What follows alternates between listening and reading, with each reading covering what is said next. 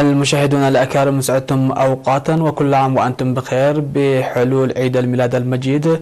من تلفزيون دولة إريتريا نحييكم ونقدم لحضراتكم نشرة أخبار هذه الفترة، معكم فيها قاسم أحمد، والبدء كالعادة بأهم وأبرز العناوين.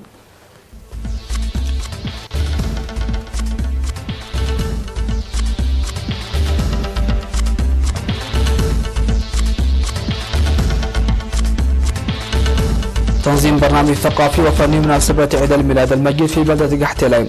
توزيع قطع سكنية ل 253 مواطن في مدينة حقات. نجاح تطبيق الصهاينة 98% في ماي وماي عيني.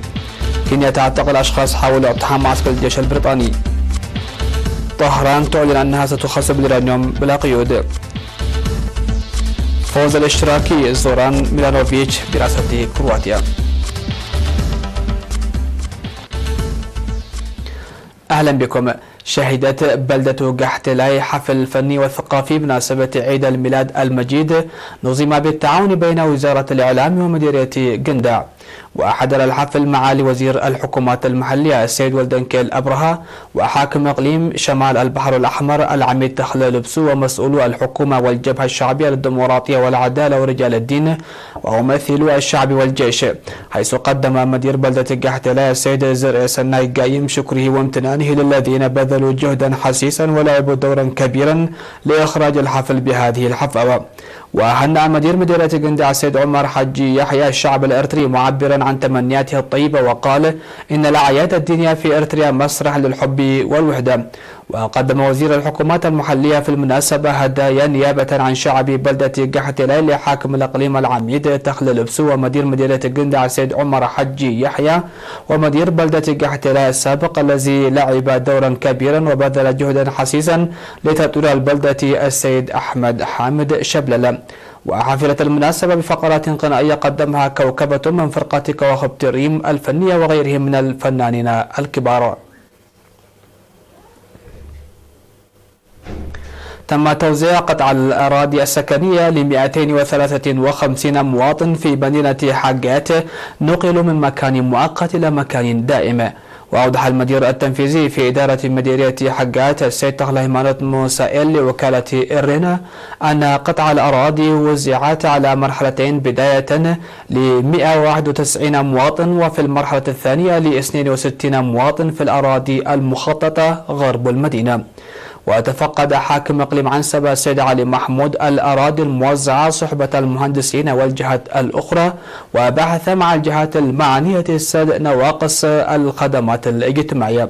وأشار المواطنون الحاصلون على الأراضي السكنية بأنهم كانوا يقيمون في أماكن غير مناسبة، مشيدين بالخطوة المتخذة.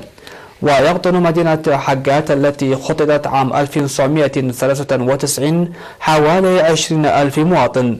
في غضون ذلك زار حاكم إقليم عنسبة سد حشيشاي، وقدم له شرحا من الخبراء بشأن مياه السد وفرص التنمية الزراعية في محيطه.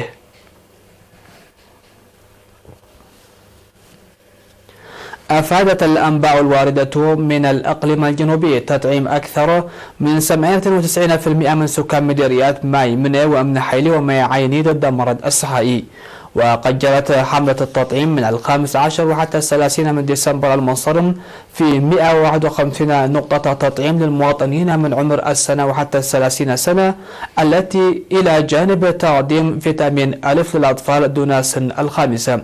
وفادت المعلومات بأن وجود القرى في أماكن غير ملائمة صعب مهمة الوصول إلى تلك الأماكن، وكانت حديا أساسيا لنجاح الهدف المنشود، غير أن تفاني الكادر الصحي نفذ العمل بالانتقال بالدواب إلى هذه القرى التي لا تصلها السيارات. وقد جرى التطعيم ضد مرض الصهاينة وتقديم فيتامين ألف في الإقليم الجنوبي في حوالي 70 نقطة دائمة و1230 نقطة مؤقتة. أعلن مسؤول المركز الصحي في مديرية الشعب الممرض زيناوي قبر دنقل تقديم خدمات جيدة في المركز بعد سد النواقص، وأشار إلى إيجاد حل لنقص الأدوية التي كانت تحصل في بعض الأعوان وحل سيارة الإسعاف وإرسال معدات التحاليل الطبية والكادر الصحي العامل فيها.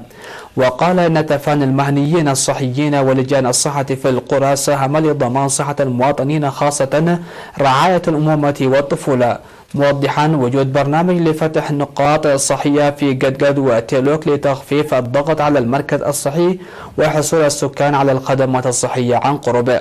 وذكر انخفاض استخدام الطب الشعبي لتنامي الوعي الصحي بأهمية الطب الحديث.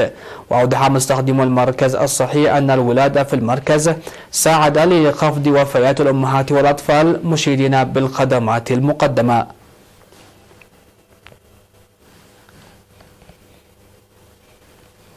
ذكر فرع الاتحاد الوطني للشباب وطلبة إريتريا في الإقليم الجنوبي بأن الفرع حقق أعمالا فعالة وناجحة في مختلف المجالات خلال 2019، وذلك في الاجتماع الذي عقده في 2 يناير الجاري بمدينة مندفرة.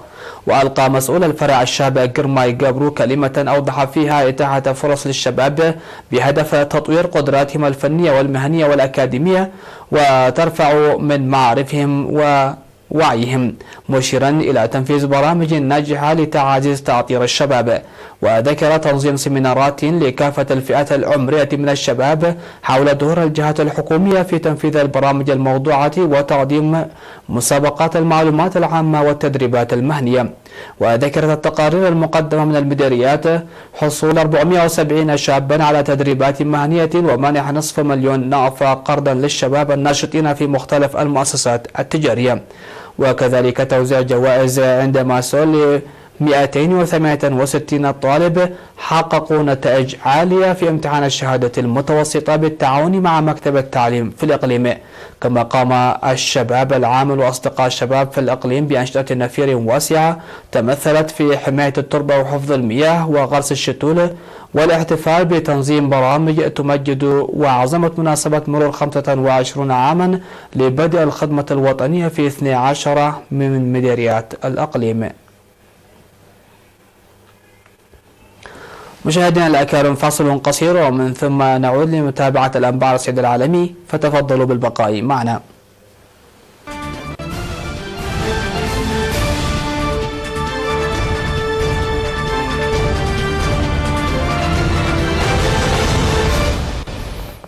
أهلا بكم مع الأنباء العالمية. قالت الشرطة الكينية إنها اعتقلت 3 رجال حاولوا اقتحام معسكر للجيش البريطاني في منطقة ليكيبيا في وسط البلاد. جاءت الاعتقالات التي جرت في اليوم نفسه الذي قتلت فيه حركة الشباب الصومالية المتشددة 3 أمريكيين في هجوم على قاعدة ماندا باي الجوية، وهي قاعدة جوية ساحلية قريبة من الحدود مع الصومال. وقالت الشرطة إن محاولة اقتحام معسكر ليكيبيا التي صورتها كاميرات المراقبة فشلت، واعتقل الرجال ال3 ويقوم ضباط مكافحة الإرهاب باستجوابهم.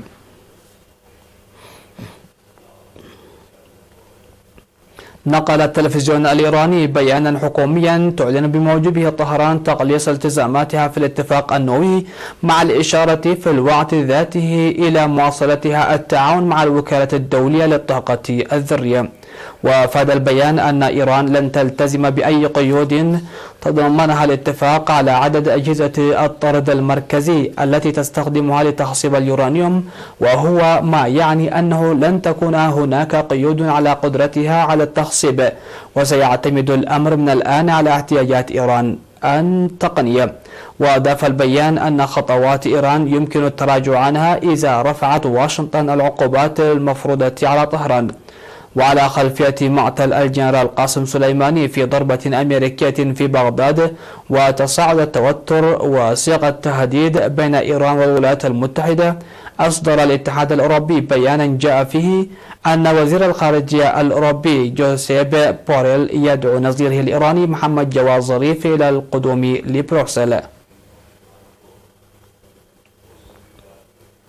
يرغب الرئيس الكرواتي الجديد زوران ميلانوفيتش الذي فاز بالانتخابات بأن يسود عهده التسامح، داعيا إلى طي صفحة حروب الماضي، وذلك بعد فوزه في الدورة الثانية من الانتخابات الرئاسية على منافسته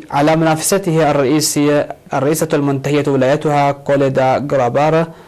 وجرت الدورة الثانية من الانتخابات بعد أيام على تولي كرواتيا الرئاسة الدورية للاتحاد الأوروبي في مرحلة سيتولى فيها الاتحاد الإشراف على ما بعد خروج بريطانيا منه. وكشف الاقتراع صعود اليمين الراديكالي في بلد يواجه ضغط المهاجرين على حدوده ويعاني مثل جاراته في البلقان من هجرة سكانه وفساد مستشر. وتفيد نتائج شبه النهائية التي أعلنتها مفوضية الانتخابات أن ميلانوفيتش حصل على 52.7% من الأصوات مقابل 47.3% لمنافسته. وستعقد هزيمة الرئيسة المنتهية ولايتها مهمة الاتحاد الديمقراطي الكرواتي الذي يرأسه رئيس الوزراء المعتدل أندري بلينكوفيتش في الانتخابات التشريعية الخريف المقبل. تعرضت وزارة الخارجية النمساوية لهجوم إلكتروني عبر الإنترنت اشتبه تنفيذه من بلد آخر. وقالت الوزارة أن خطورة الاختراق تشير إلى احتمال تنفيذه من قبل جهة فاعلة لحساب لدولة ما بدأ الاختراق، ويحذر الخبراء من احتمال استمراره لعدة أيام. وحدث ذلك في اليوم نفسه الذي دعم فيه حزب الخضر النمساوي تشكيل ائتلاف مع المحافظين. وقالت وزارة الخارجية في بيان أن الهجوم الإلكتروني رصد بسرعة كبيرة واتخذت بشأنه على الفور التدابير المضادة. وكانت دول أوروبية أخرى قد تعرضت في الماضي لهجمات مماثلة، واستهدفت شبكة تكنولوجيا المعلومات التابعة للحكومة الألمانية بهجوم خطير جدا على الإنترنت في مارس عام 2018.